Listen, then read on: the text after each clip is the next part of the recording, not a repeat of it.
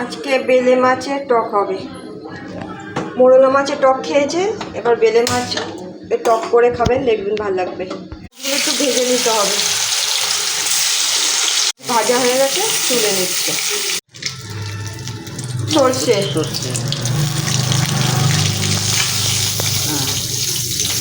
তারপরে এবার এর মধ্যে মাছ চলে যাবে। মাছটা চলে গেল, এবার তেঁতুল গোলা জলটা দিয়ে দেবে।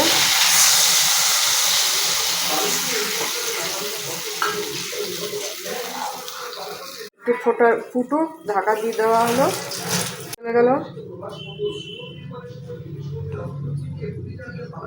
দিতে হয়, চিনি দিয়ে দিল। একটু মিষ্টি না হলে হয় না। ও তুই এখানে আসিস এই করতে? ঠিক আছে, এবার নামিয়ে নেবে।